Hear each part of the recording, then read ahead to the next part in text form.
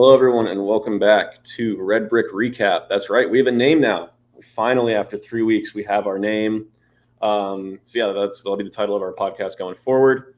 Really excited to get that done. Hopefully, we'll have a logo here and some intro stuff coming soon. But back here with Ted. Ted, how are we doing? Week 3, we're officially on a streak. How's it going? Yeah, I think in all of my time recording podcasts, this is the first time I've done 3 straight.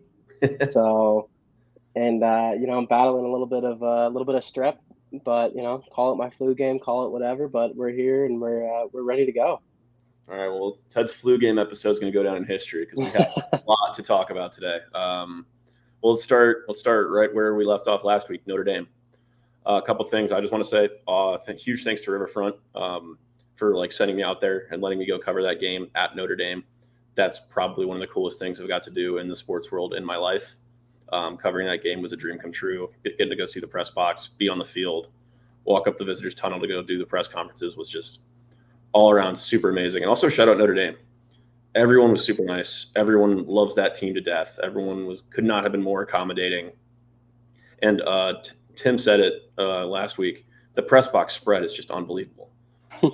Every stoppage, there was just another awesome meal or snack being brought out. And it was seriously, I was blown away. So huge week last week. Huge thanks to Riverfront. Huge thanks to Notre Dame for everything that went into that. Could not have enjoyed myself more. Can't wait until I get back to Notre Dame. But yeah, obviously the game didn't exactly go the way we wanted it to. 28-3. Ted, any initial thoughts before we jump into the nitty gritty?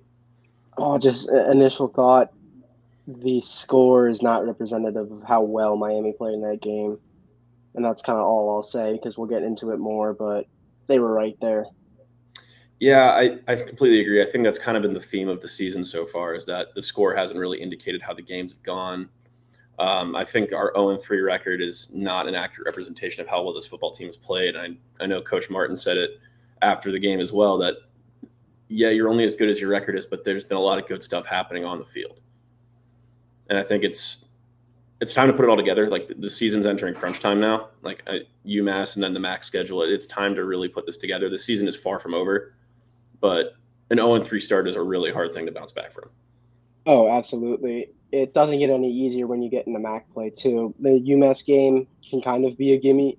You can think of it as a gimme game, but UMass is going to put up a fight regardless. And we're 0-3, they're 0-4. They want to get a win, we want to get a win. So it'll be a tough game. And then once you start MAC play, it's not going to get any easier from here. No. We'll talk about this later. That's our big question for the week, that the MAC is just loaded with good teams this year. Anywhere from Buffalo down to Bowling Green, who's 1-2. Like the conference is loaded this year. It's going to be a dogfight from weeks 4 until weeks 12. And we know Miami's a good football team. We know the defense is really, really good. The offense still leaves a lot to be desired, but there are still pieces there. There's stuff to build around, but it's by no means the cakewalk that I think people were kind of expecting it to be coming into the season. Yeah, and I think one of the things that Miami doesn't have to rely on this year, they don't have the ability to say, hey, we just need to win our division. We just need to win the East Division. Now it's, okay, we got to win every single game and hope for a couple of things to fall our way, right. Hope for a couple of opponents to lose some games that maybe they shouldn't, because it's all about getting to those top 2 spots now. It's not, we play in an easier East Division this year and the West is more stacked or however it was. Right. But Miami's got to kick it into gear, and it's got to be this week against UMass. Yep. Well, let's start with the key plays from last week. Obviously, there was a lot. That first quarter alone, I could barely keep up. The first 5 or 6 minutes, it just felt like every time I looked down, there was something happening. I thought we played great defense to start the game.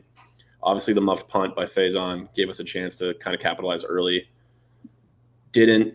I'm not going to put that interception on Brett. That was a good ball into a good pocket. That was just great blanket coverage by Christian Gray. I think it was the linebacker, and a tip drill goes into the hands of the linebacker. It's uncontrollable. You could argue that throw shouldn't have been made if that was going to throw into that tight of a window, but you're on the 6. You're looking to get a jump start against a Notre Dame team at home or away.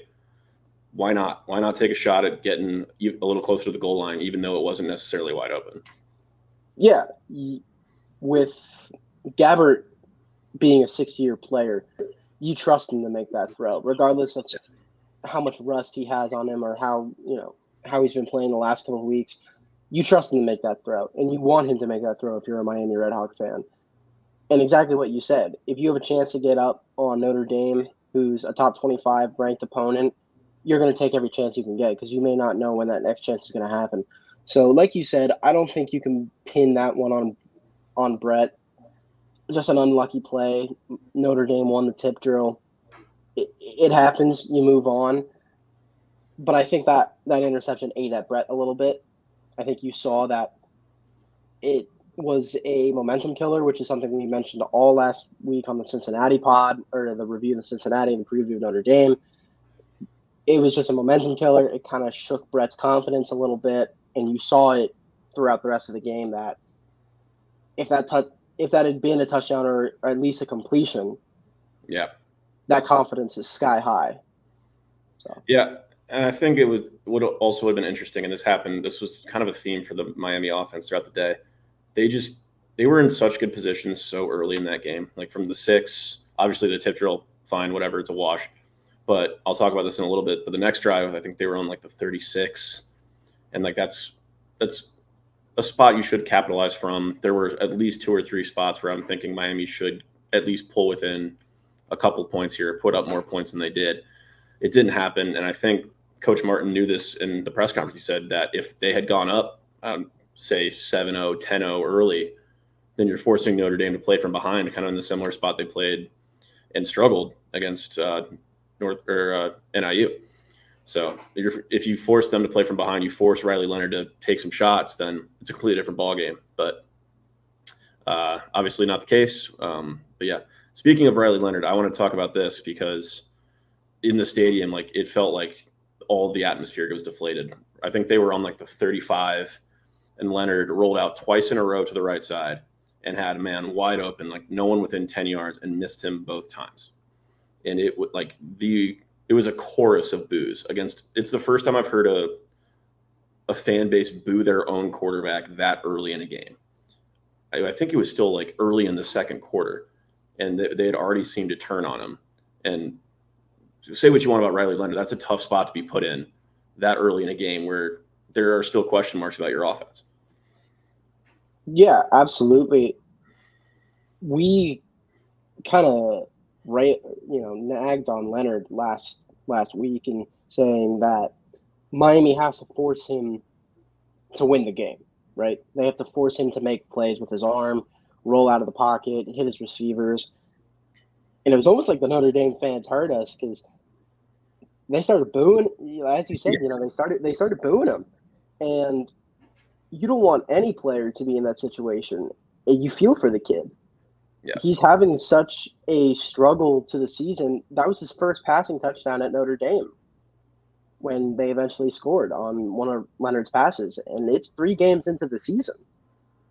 He's having a tough adjustment to Notre Dame and no shot at Duke, but it's not like Duke is a good Power 5 football school. They just kind of got good last year, and it was because of Riley Leonard and Mike Elko, new coach at Texas A&M. But Leonard's just having such a tough adjustment, and all he needs is the confidence of the fans behind him. And you saw that as the game went on. As the fans started to get behind him more, his confidence started to grow and grow and grow and grow. It was just that first quarter where his confidence was so shot, he was so out of it, and the fans let him hear it.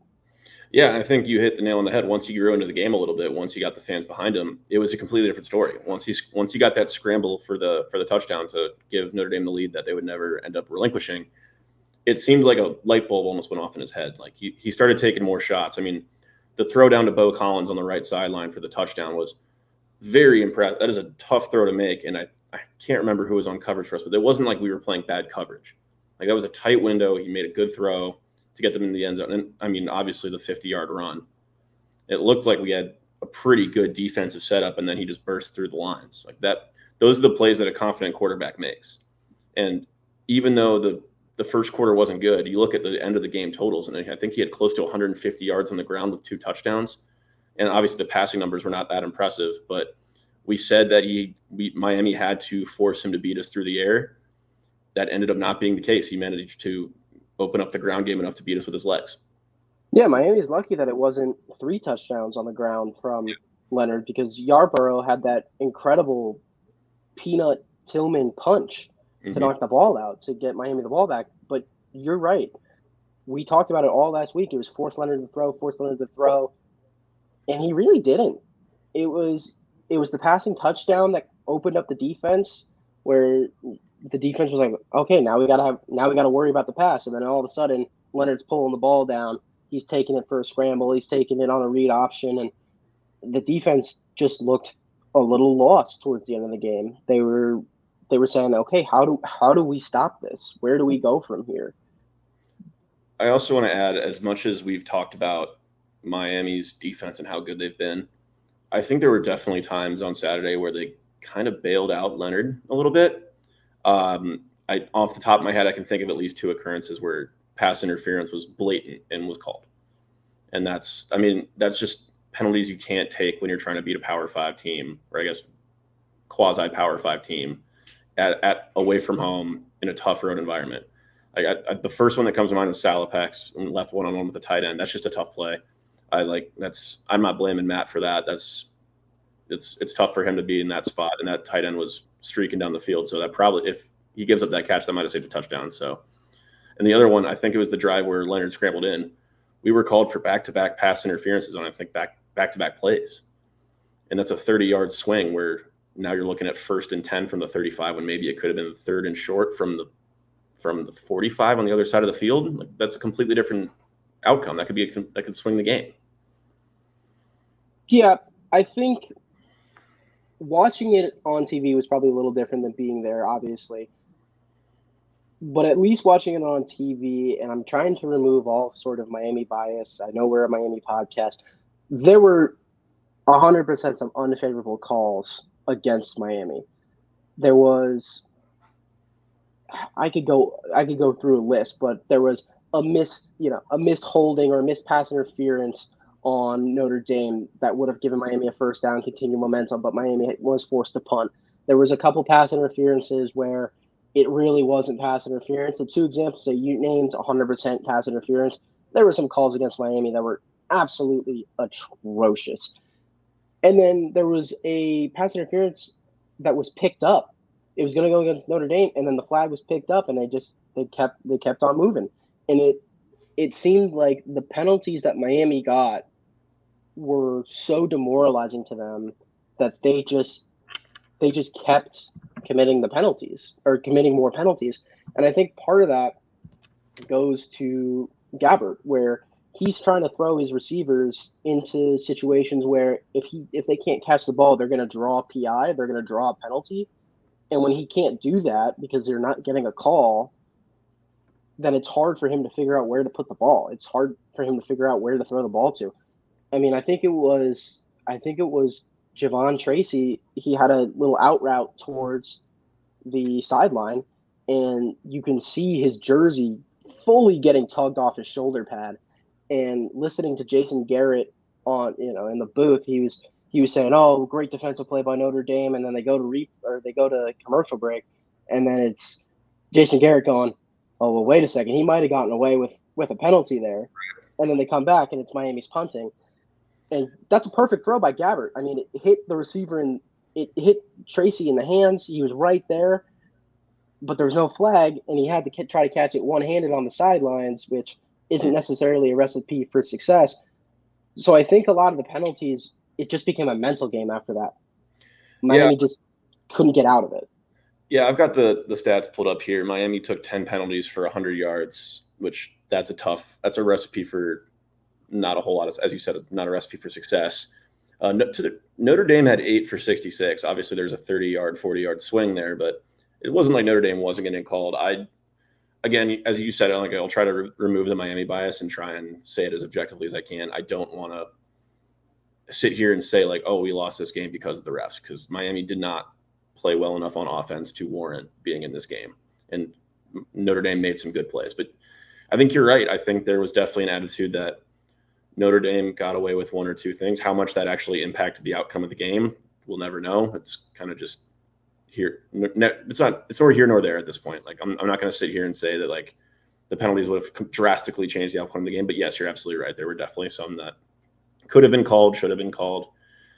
But yeah, I do think that the mental game aspect was 100% right. I think that kind of contributed to the momentum shift that Notre Dame capitalized on. I think they scored on like 2-3 straight drives after the penalties kind of got into the ball game. So I think you're right. Yeah. But I also don't want to sit here and say like the refs were the reason that Miami lost. Yeah, and I don't want to make it sound like I was coming off that way. The mental, the refs and the mental game, that's a whole different story. And was it a contributing factor? Maybe. However, you're not going to win the game if you can't score, if you can't stop the run. Right. Like we've been saying all season, Miami has had such problems last year and continuing into this year with stopping the run. And the fact that Notre Dame has a good dual threat quarterback in Riley Leonard, and then they have Jeremiah Love, who's a beast out of the backfield. That is a terrible combination for a team that cannot stop the run. Yeah. So refs aside, if you're not stopping the run, who cares about what penalties you're getting? You're not stopping the run; they're just going to run right all over you. Yeah, I think Coach Martin said it after the game. I do think they defended the run a little bit better. I think some of the stats got inflated. Obviously, like Leonard having a 43-yard run and a 50-yard run kind of inflated his impact a little bit. But you mentioned him. Jeremiah Love's just a beast. That dude, I mean, I said it last week. I'll say it again. That dude is going to play on Sundays and make himself a lot of money. He is ridiculously good in that backfield. And Jadarian Price is also really good.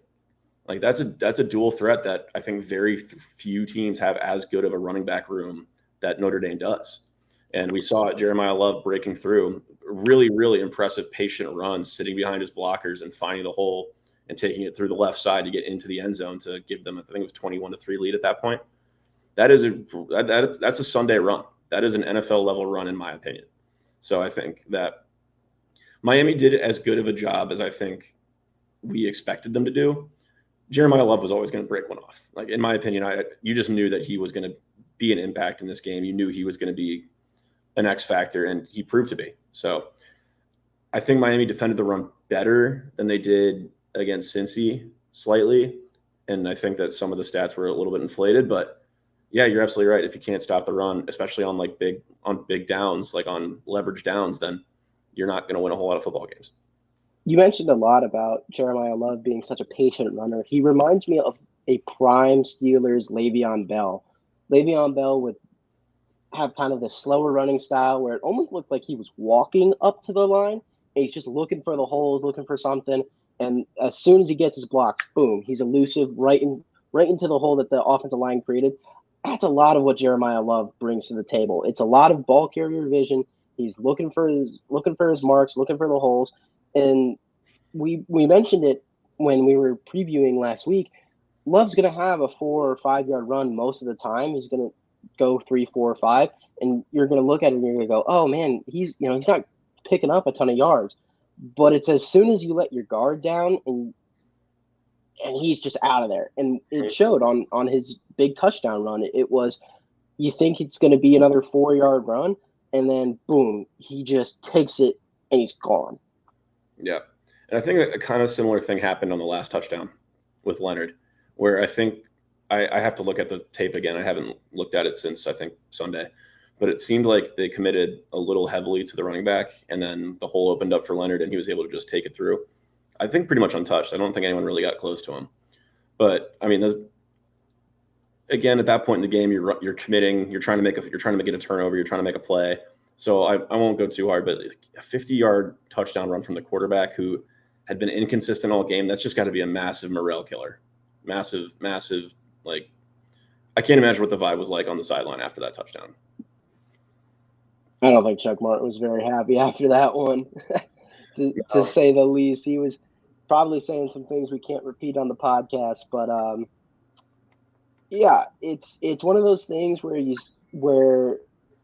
sit there and you're just like, there's no way Leonard can break this off. Right? He's been inconsistent. The read options haven't really been working when he's been taking them. Maybe a 10-yard gain here and there, but nothing that really scared you, I guess, is the way I would phrase it. And then he just 50 yards takes it to the house. Any sort of momentum or any sort of confidence that was left was just sucked right out of the Miami team. Yeah. Yeah, I completely agree. Well, let's talk about the other side of the ball now. Let's talk a little bit about Miami's offense. I put it in bold in our notes here, but quite literally, we are the worst offense in NCAA FBS with 8.3 points per game, which is 133rd out of 133 FBS football teams. Wow, that is just not a number you want on your resume right there. That is a tough showing. I don't think it could have gotten any worse than what we were expecting this season. This season, we were not expecting Miami to be dead last in offense, yet here we are, as you mentioned. It literally cannot get any worse than what we are because we're dead last, 133rd out of 133rd. Yeah. And if you're Miami, the positive news about this, there's only one way to go, and that's up. Because you can't get any worse. Yeah, well, that's true. Hold on, I'm trying to find that. Maybe I got my numbers wrong here. I'm sorry, 123rd out of 133rd. Okay. But it's still not good. You can still go up. Still go up. Yeah, I mean, that's not quite as bad, but I mean, still, it's still not great. Like what I mean, when I'm looking at this team and we're doing things I would do if I was in Chuck Martin's shoes. Like we're keeping Brett's passing game to short gains and then taking off the top when we need to. The run game was much better this week. So like I don't know what needs to change. I'm not going to sit here and pretend I'm a football guru and I can have the answers, but they're doing good things on offense that just aren't resulting in points, and I'm not really sure where those points are coming from. I just think the problem is that they just haven't been able to finish drives. They look good getting up until the 45, 35-yard range, and that's when the offense starts to stall out, and it comes back to the special teams. Dom DeJoven is a very capable kicker, but he's not Lou Groza award-winning Graham Nicholson.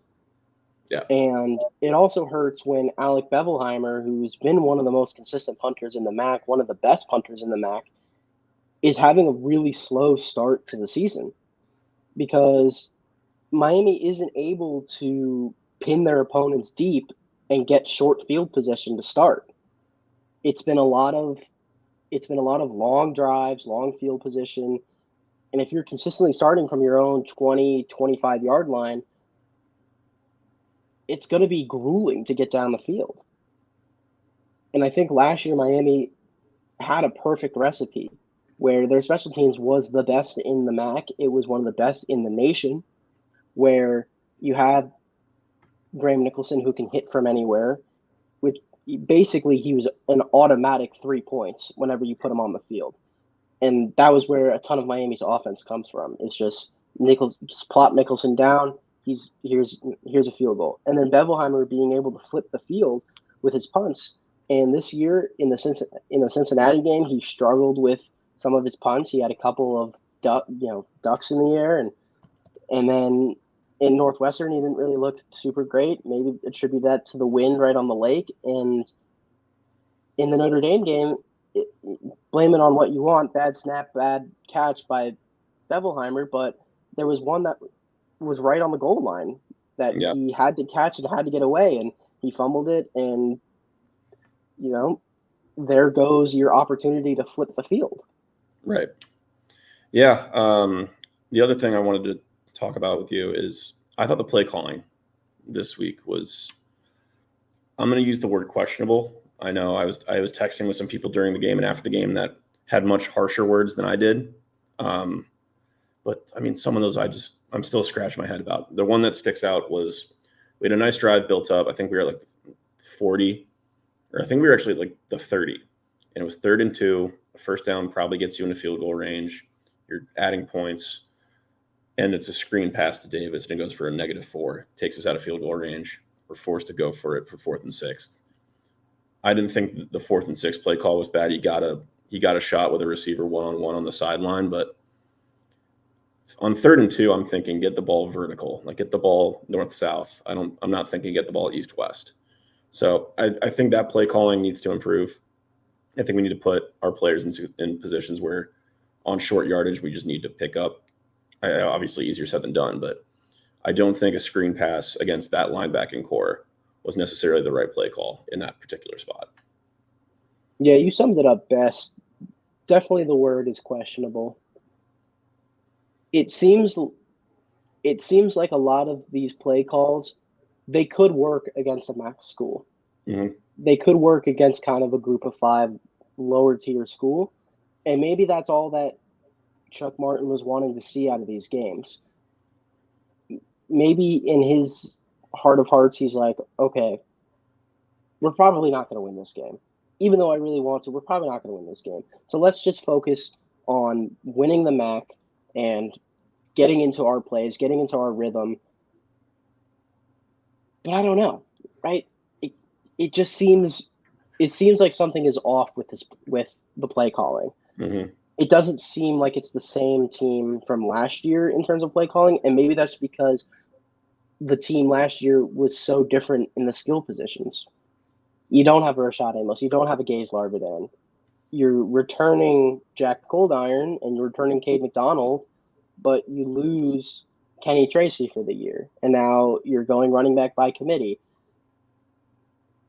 It seems like this offense totally hasn't figured out their direction yet. Well, speaking of direction, let's start with the captain of the ship, who we've talked about quite a bit off screen, and I'm sure many of other people have talked about as well, as he's one of the most notable members of this offense. And Brett Gabbert, 6th-year starter, has had so much success with Miami. It's hard to even fathom the fact that, at least for you and I, at least, he's been our quarterback ever since we've been at Miami. So it's hard to imagine a Miami team without him, but this is week 4 now, week 3 of a pretty substandard offense, and I think that's putting it lightly. So at what point do you look at the captain of the ship and be like, something's got to change? Maybe we do something kind of drastic. Obviously, Brett's the number one option if he's healthy 100% of the time.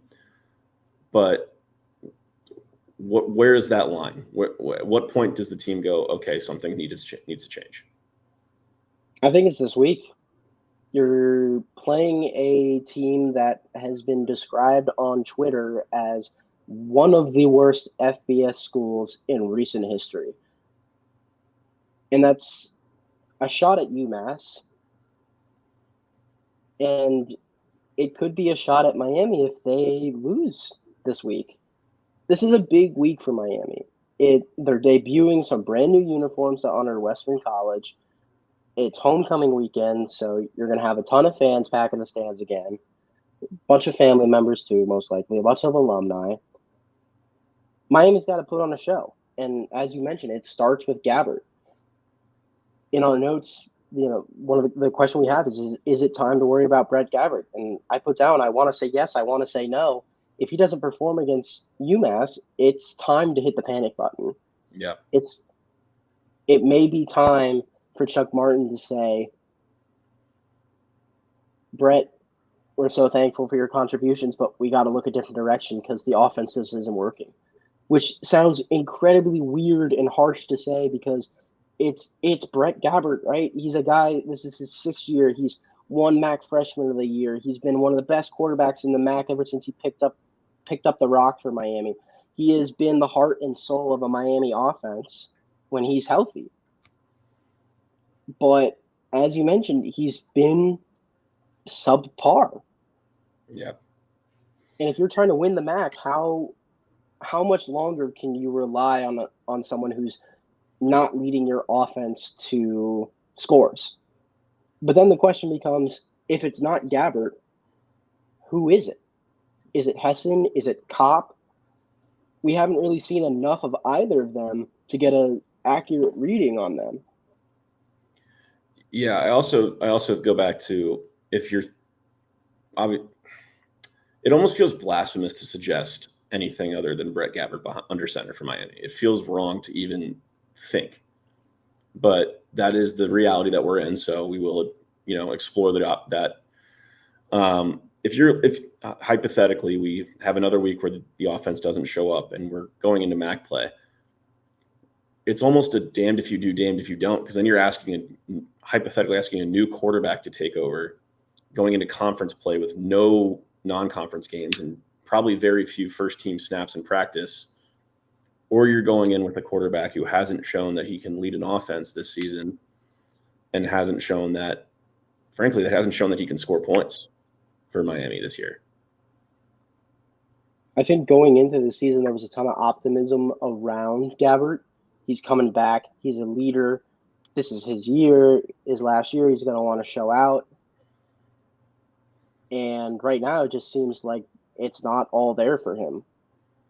It seems like he's still. It seems like he's still shaking off the rust a little bit, and it's the third game. It's the fourth game now. Yeah.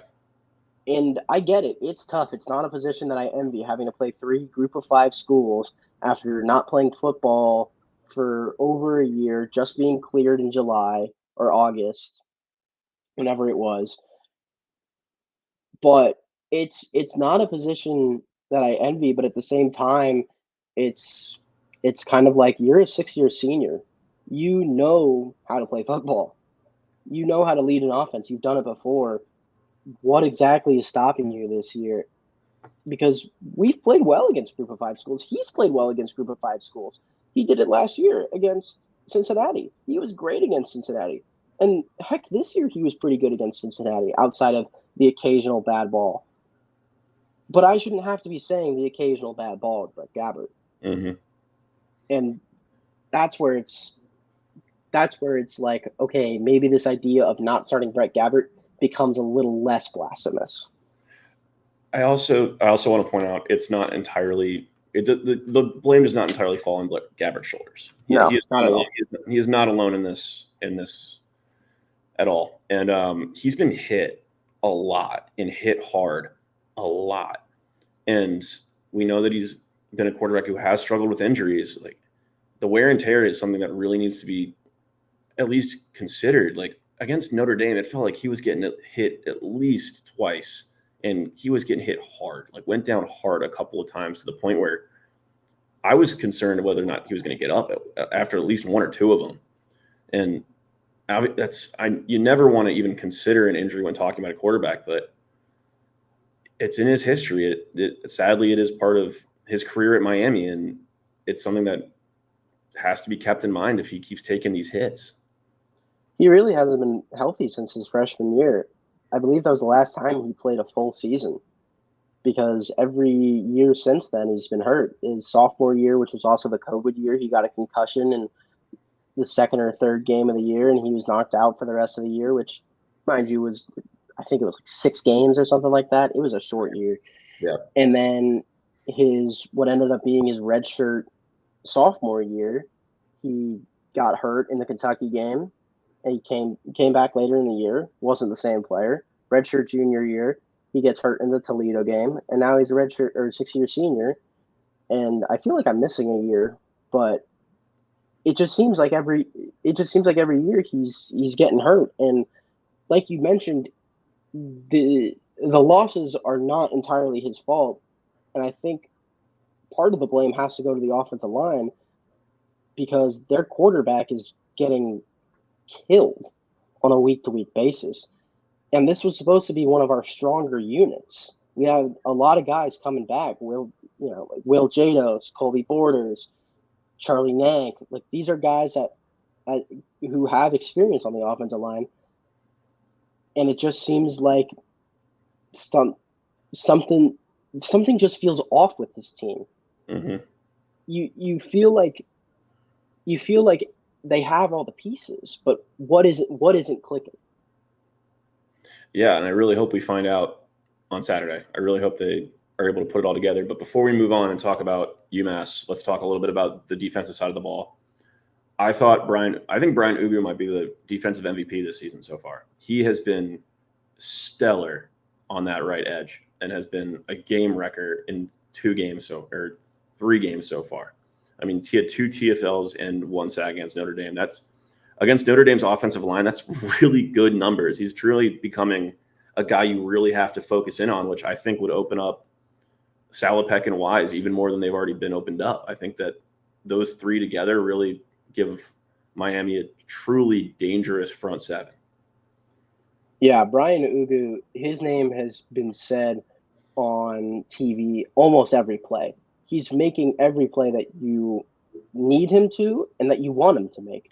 He has been an absolute game wrecker coming off the edge. And as you mentioned, it opens up Salopek and Wise's game so much more because now it's like, okay, we don't just have Salopek and Wise to figure out. Now we have someone coming off the edge and it's really like pick your poison. Is who do you want to go? Like, who do you want to cover? Or who do you want to block? Right? Do you want to block Ugu? Do you want to block Salopek, Wise? And we really haven't even mentioned the rest of that defensive line with Kobe Hilton on the line. He's been pretty solid. Nasir Washington has stepped up in a really big way. He's been really solid. Corbin Hondrew, who's another linebacker / edge rusher, he's been really solid. He's been really good when he's opposite of Brian Ugu. When Ugu's lined up and Hondrew's opposite, that is a scary, scary front 7, and you put Oscar McWood in there too. That is a scary, scary defense for any team, much less a MAC team. Yeah, and I think it's going to be a scary, scary front 7 to look at for UMass. UMass's offense is 115th in the country. They have not scored a ton of points. They do not put up a ton of yards. They obviously they're 0-3 against MAC teams so far this season, and they got whooped by Buffalo. That was an ugly game to watch. I caught some of that on TV, and it was not pretty. They did win their first game of the season. They are 1-3. But the win was against Central Connecticut State, so I'm not really sure if we can really use that as a measuring point of what this team can do. I looked at a little bit of their film earlier today. Their inside run game looks okay, like it looks fine, but I mean, and Miami's been struggling to defend the run, so maybe that comes into play a little bit on Saturday. Jalen John, kind of like Miami, is the lead of a committee back there. There's 5 players with 15 or more carries, which is quite a lot. But yeah, I think the run game is going to be crucial for Miami to stop this week, and I think that front 7 is going to be one of the main reasons it does get stopped. Absolutely. I think one of the things that Miami needs to focus on this week is selling out to stop the run. They did a pretty good job in the first quarter of the Notre Dame game and even the first half of the Notre Dame game of selling out to try to stop the run. But I think this week more than ever, if you sell out to stop the run, UMass's offense is not going to have enough in the passing game to overwhelm you. Right. So if you're able to stop Jalen John and Tyson Fumachan, I think I pronounced that right. Yep. Apologies to Tyson if not. He's a dual threat quarterback. He's got over 50 rushing attempts this season. And as we have in our notes, it's kind of like Riley Leonard, where you want to force Tyson to beat you with his arm.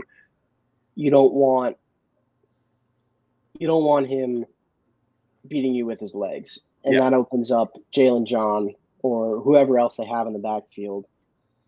So this week, focus on selling out on the run.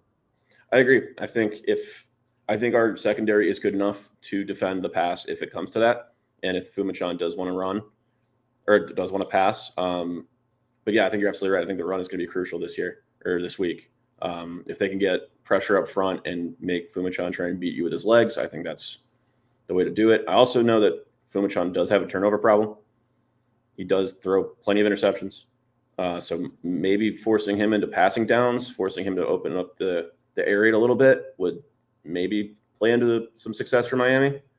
But yeah, I mean, we've seen what this UMass team is. They haven't beat a MAC school this year. We've seen they've played plenty of opponents that we play. So hopefully there's been some communication between those coaches about like what schemes can run that work against UMass. But nothing I've seen on film or in the stat sheets really scare me about this team. Like nothing blows me away. They don't on defense. They don't have any pressure up front. They don't create turnovers. They're the third worst in the country by yards per play. This is the week that Miami needs things to click. This is the week that Miami gets things back on track against a team that has really struggled this season. It's really odd to say this is where Miami needs to get it done. This is where they need to click, and it's two teams in CBS Sports' bottom 25. It's a 1-3 team playing a 0-3 team. Mm-hmm. But it definitely feels like if Miami's playing for their season right here, this determines how their season is going to go, which, again, just sounds weird to say after they just played 3 Power 5 schools. Yeah. But if they don't win against I'm going to call them a MAC opponent because they are a MAC opponent next year, and they're basically only playing MAC teams this year. But if they don't win against this MAC school, the rest of their MAC play is going to be basically for wash. Yeah, I wonder what the morale hypothetically would be like if this team goes into MAC play 0-4. Because we're going to talk about it in about a minute here, but the MAC is good, man. There's some good teams in the MAC this year that are really scary. But we'll save that for a minute down the line. But before we go on to that, Ted, I want to ask you, if you were Chuck Martin this week, if you were wearing that headset, how are you scheming on offense and defense this week? Well, we mentioned it a little bit briefly, but on defense, make Fumachan throw the rock. He's not going to kill you with his legs. He's prone to turnovers. He's had a bunch of turnovers when he was at UConn. He didn't get a ton of time at Georgia Tech, but when he was really at UConn, he was really prone to interceptions and even the occasional strip sack fumble. So make them throw the ball. Sell out to the run. And then on offense, keep doing what you're doing to a degree. They are doing a lot of good things on offense. I think really trying to establish the run early is going to make the passing game a lot easier. I think you have it in your notes here. Build the east to west game early. So screens on early downs, outside runs here and there. But just keep doing what you're doing, but really try to put it together, A, for all 4 quarters, but B, try to put it together for a whole drive. Yeah, and the one thing I want to add before we move on is that this is a week that two things. One, this is Brett Gabbert's rebound week. It needs to be. This is the week he turns it around. This is the week that we get our season back on track. This is the week that QB1 shows he's QB1. I'm speaking that into existence. I really hope I'm right. And two, I think that a key point for Miami this week could be the bend don't break defense. UMass's kicker is 1 for 6 this season on kicks past 40 yards. Like that should tell you that if they are in that gray area down, they're going to go for it unless they get in with field goal range. If you can stop them from getting to the 28, that puts this kicker out of field goal range. So even if you give up a couple big plays early, it's getting back on track, just not letting it get you down and making sure that you can get this guy out of field goal range. And if he beats you from 45 plus, he beats you from 50 plus, fine, give up the 5 points because statistically he literally hasn't done it. Yeah, exactly. So, all right, we're going to move on to our big question of the week now. Like we talked about this a little bit last week with like what the ceiling of Miami's team is, but I wrote which MAC school has the biggest threat to take Miami's conference title in Detroit this year. And I think there's a lot of different contenders. I if you asked me last week, I would have said NIU. I thought NIU was built. I mean, obviously that's the kind of the hipster answer because of the whole Notre Dame thing. And then they got beat by Buffalo this week. So that kind of muddied the waters a little bit, but I still think NIU is a really good ball club. Ethan Hampton's a stud. Thomas Hammock's a great coach. They have the marquee win under their belt. They've shown they can do it in the big game. I think NIU is a team that could make a run this year. I haven't taken a deep dive in their schedule and their matchups, but why not? Like, why not build off your marquee win? Why not build off the momentum that you built up in non-conference and go win a conference title? Well, that's one of my favorite things about the MAC is that there's so much parity between these teams is that you could have a marquee win under your belt and then lose to a team that really hasn't played anyone. Shout out to Buffalo. The 4 teams that they've played are UMass, Lafayette, NIU, and number 11 Missouri. And I'll let you take a guess on where their one loss has come from. but it wasn't UMass. But that's the best part about the MAC is that you can have all this momentum on your side from picking up a marquee win, but then you go into Buffalo and you lose. Yeah. And so I think while NIU is a good program, they have a lot of good depth at their skill positions. As you mentioned, Hampton is a really, really good QB. You can get beat on any given Saturday and any given Tuesday or Wednesday, depending on when ESPN wants to schedule their games. But we've mentioned it a little bit. Buffalo, they are 3-1. They are starting off pretty well. They have the win against NIU, but as we mentioned, they played UMass and Lafayette. Haven't done too much of a deep dive into their schedule, but who knows what MAC teams lie ahead for them. But their defense is really good. This is a team that's very similar to Miami in that the defense is going to hold them up in MAC play. They gave up 20 to NIU, but they forced 7 turnovers in 4 games, just like Miami. Miami's very good at forcing turnovers. We saw it in every game. There was a minimum of two fumbles in each game, I want to say. Something like that. They're really good at getting the pressure on the quarterback. They have 7 sacks. And then they have a really good linebacker duo in Dolak and Murdoch. And they've been really solid so far. Really no knocks on that linebacking crew. Yeah, and CJ Okbana is that team's quarterback. I don't want to say he's as talented as some of the other quarterbacks in the MAC, but he's been around the MAC. He's seen it. He knows what it takes to win in this conference, and he's won some big games.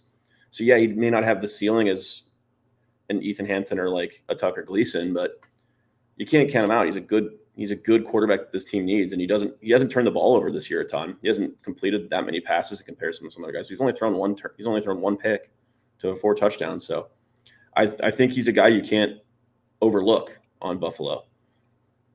Absolutely. And you sneakily name dropped Tucker Gleason in there, starting quarterback for Toledo. Toledo's going to be in the conversation every year.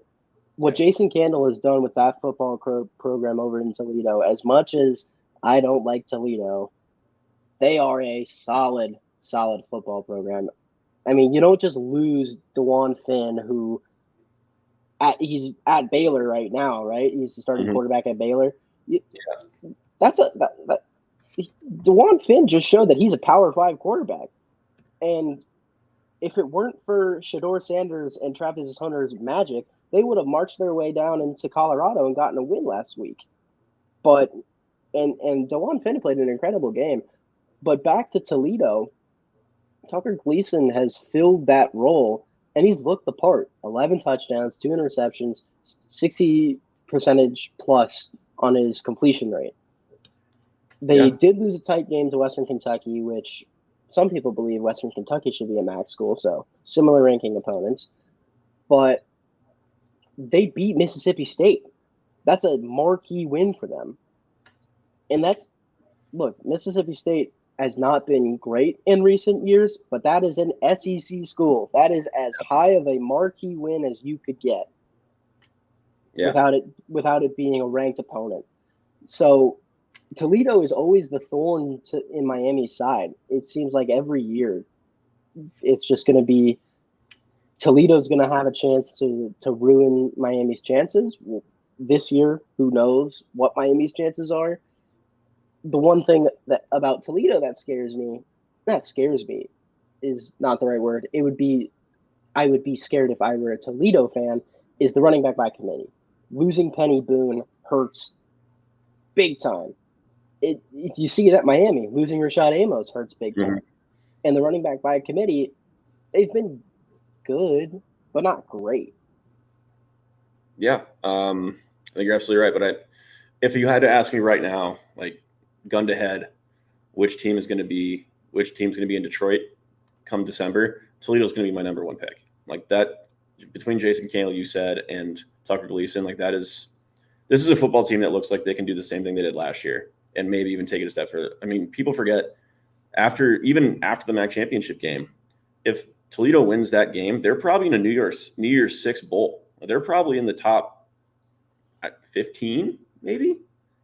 Like they were close to being among the elite in college football last year, as they deserve to be. They were a very good football team, but I don't know if they're going to be as good as they were last year, but they're still going to be a really, really good football team. Yeah, you mentioned that Toledo. I don't know. They were they ranked at some point last year. I think they got 23. Yeah, I remember them being 23, 20, 24 range. You were right. They could have had a New Year's Six bowl last year, and Miami walked into Detroit and they didn't handle them. What they played very well, took care of business, and won the MAC championship. And this year, it seems like Toledo can repeat and do the exact same thing. They started off the season 3-1, and I mean, if I had to give you my prediction right now for who's making the MAC championship game, give me Toledo, give me Central Michigan. Central Michigan is a very, very sneaky program right now. They're 2-2, but they're 1-0 in conference play. And right now, conference play is the only thing that matters. You can have a 9-4 record, but if you're 9-0 in conference play, you're going to Detroit. They haven't played the best of teams. They played Central Connecticut State, then they played FIU. They lost big to FIU, and they lost big to Illinois. But Illinois is ranked, and FIU is FIU. I haven't watched too much FIU, so I can't really break down that game. But they beat Ball State, and Ball State's competitive every year. They have a tough couple of games coming up. They have San Diego State at home. They have Ohio at home. Excuse me. But then it's Eastern on the road, Miami on the road. And the way that Miami is playing right now, Central Michigan could easily walk into Yager Stadium and beat them. So I could see Central Michigan pulling out a couple of these gritty wins that inflate their win total a little bit. Yeah, I'm going to hold off on giving my title game prediction just until I see how this UMass game goes, because I still think Miami has all the talent in the world to get back to Detroit. I still think, in my heart of hearts, I want it to be a rematch with Toledo and Miami. But I really think this UMass game's a barometer of where this season's going to go. Which direction is this team going to go over the course of the next couple weeks? All right, well, let's jump into the final topic this week. Part of the homecoming festivities this week is the first open practice for the men's basketball team for Miami this year. Ted, I know you're a big Miami basketball guy, so I'll let you take it away. What are you excited about this year? For starters, we have a really big transfer portal class. Travis Steele is utilizing the transfer portal, and he's getting some big names from some big schools. First, Cam Kraft, Xavier guy. He was there when Coach Steele was still at Xavier. He was a 4-star coming out of high school. He's a 3-star coming out of Xavier due to injury, but he adds instant offense to this lineup that it sorely needs after losing Bryce Boltman, Anderson Marambo, and the big name Darwishi Hunter. Kraft is going to fill that Darwishi Hunter role. He's going to be the guy that you get the ball to late game situations. And then my favorite transfer is Antoine Woolfolk. He's a 3-star from Rutgers. He was the 6th-ranked player coming out of Ohio in high school. He's also a 3-star tight end, too, out of high school. He had offers from Cincinnati, Akron. There was one other big-name school in there. But this is a big-body power forward who's going to play alongside Reese Potter, I think. We'll see. But if they can have Reese Potter and Antoine Woolfolk in the front court, that is going to be a tough team to run through. And the big thing about the MAC this year is that it's pretty wide open. There's not one team that is the clear-cut favorite. People may say it's Akron because Akron's always really good under John Gross, who is Coach Steele's half-brother. But it's not like Akron is a true clear-cut favorite. If you look at 1 through 8, Miami was ranked 8 in the coach's preseason poll. If you look at 1 through 8, all of these teams, incredible parity. They are all so similar. And the one thing that Akron doesn't have this year is Enrique Freeman, the former walk-on MAC Player of the Year. I think he's 2-time MAC Player of the Year and the Defensive Player of the Year. He was an incredible force for Akron, but now Akron's going to have to figure out where does their offense come from without him. Yeah, shout out Enrique Freeman. I think he made the roster for the Pacers. So Yeah, I believe he's on a two-way contract. Yeah. So shout out Enrique Freeman. We love to see some action in the pros. Let's talk about the returning core of freshmen a little bit. I loved watching Evan Imsara last year. That dude just competes. He's a bulldog out there. He is so fun to watch. But I think my favorite freshman to watch was Ian Elmer. That dude's an athlete, and he can be a really impressive scorer if he takes the jump this year. Because there were some moments and some flashes last year when I was watching that team that, man, he can just get to the rim. He's a decent shooter, but him attacking the basket is dangerous. And look out below if you're trying to meet him at the rim. Absolutely. Elmer's game really revolves around him driving to the rim, or his offensive game really revolves him driving to the rim. And part of that is his defensive prowess, where he gets in the passing lanes, he gets in the shooting space of players, and he picks up those loose balls. And as soon as he picks it up, he is gone. He is down the floor, 94 feet, just full on sprint to the rim. And like you said, if you're trying to meet him at the rim, uh-oh. Yeah, it's not going to be fun for you.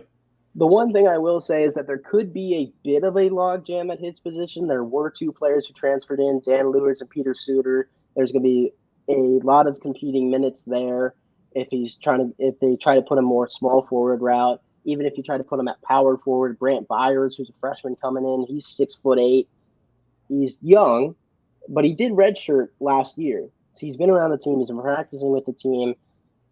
So it may be a little hard at first for Elmer to get on the floor, depending on how Steele formats his lineups. But I think it will be hard to keep him off the floor because of how hard he plays, because of the defensive switchability he brings. This Miami lineup has a possibility to go really, really big and still be really, really athletic. They can put Reese Potter at center, who's 7'1", Antron Woolfolk, who's 6'9" at power forward, and they're both big, athletic. They're athletic. They can move. They're not slow by any means. And then you can put in Byers and Elmer, who are 6'8" and 6'6" respectively. Mm-hmm. And then at point guard, you can put in Cam Kraft at point guard, or Luke Skaljak, who's another freshman coming in. They're both 6'4", 6'5" each. Skaljak's 6'8". Skaljak at 6'8". That's going to be. I got that wrong. No, it's not. I was going to say it seems a little big. I think he's only 6'3", 6'4". He's one of the more touted prospects for Steele. Skaljak was a Ohio Kentucky All-Star this year. He's going to be big for the future of this program, but I think he makes an instant impact for Steele and his team. Just fact checking myself, Skaljak is 6'2", 6'3", depending on which site you look at. So, pardon me, that's my inability to read right there. I'll hold my hands up. But yeah, I think you're absolutely right. I mean, there's so much to be excited about this team, and even going forward, like in years beyond this year. Miami was in the news a little bit yesterday. They got LaShawn Stowers to commit, 3-star, 4-star, depending on where you look, coming out of Peoria. I would have to go back and look, but I'm pretty sure my high school has played him in in consecutive state tournaments now. So I think I've watched him a little bit play, but not really clocked it, committed its memory. So I'd have to go back and look. But to get a really high ranked recruit and the 5th ranked player in Illinois, which is a really good basketball state, a really strong competition in that state, that's a huge get for Coach Steele. That's what Coach Steele was brought in to do for Miami. He was brought in to recruit. He did it at his time at Xavier, and he's doing it here at Miami. And once he gets his guys in, which he definitely has now, he's got his guys. Now that he has them, I think Miami's going to finally be able to put it together a little bit. Mm-hmm. And the hope is that not only that they make the MAC tournament, is that they make it out of the first round. They've made it to the MAC tournament the past couple of years. First year under Coach Steele, they were the 8th seed. Last year, they were the 7th seed. They put up a good fight. Unfortunately, they didn't advance past the first round. But it feels like this year could be the year where Miami makes some noise in the MAC tournament. There's a really good energy around this team this year. But I think also Coach Steele knows that he's got to make some noise. It can't just be, we made the MAC tournament, yippee. and he knows it, and he's hungry for it. He wants to make some noise. I think the coolest thing that could happen is, say Akron makes it, Miami makes it, they play in the first round again like they did last year, and Seal finally gets his revenge on his older brother. But who knows? We'll see. It should be a really good season for the Red Hawks, hopefully. Yeah, no, I don't know about you. I'm super excited for this season. This is definitely the most, I don't want to say talent, but the most high upside team I've seen since I've been here. Like my freshman year was Jack Owens was the head coach, and he's gone on to have a great coaching career, but he definitely is not the coach that Coach Steele is, and he's brought a culture and a way of playing to Miami that I think has been sorely missing. So I think you're absolutely right.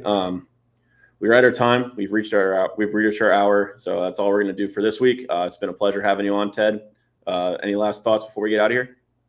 Yeah, I know I gave my prediction about MAC championship. I don't want to offend any Miami fans. There was no ill will meant by that. Obviously, the season can change, and again, the scenario was gun to your head. You had to choose two teams. However, the hope is that Miami can make it back. The hope is that it's a rematch against Toledo, but who knows? We'll see. Miami's just got to get on track this week. Absolutely. Well, thank you for coming on again, Ted. We will see you all next week. Same bad time, same bad channel. Have a good week, everybody, and go Red Hawks. Go Red Hawks.